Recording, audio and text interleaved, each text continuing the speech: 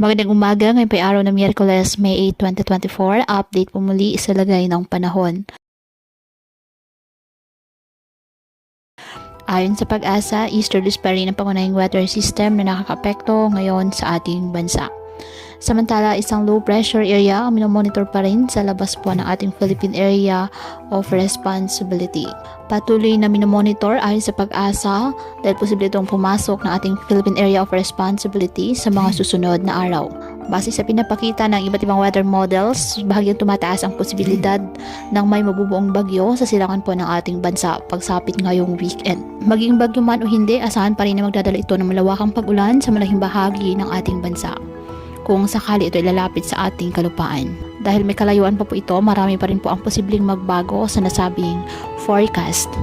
Ngayong araw, asahan pa rin na mainit at malinsang ang panahon sa halos buong bansa, maliban lamang po sa tsansa ng mga localized thunderstorms. Kaya patuloy pa rin po natin na pinag-iingat ang ating mga kababayan sa banta pa rin ng mga posibleng pagbaha at pagguho ng lupa lalo na kapag may malalakas na ulan, at ugaliin po na magdala palagi ng payong o kahit anong panangga sa ulan.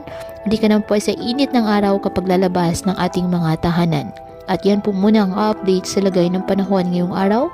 Muli patuloy po tayo na mag-ingat at palaging tandaan, God loves you. Stay safe and God bless.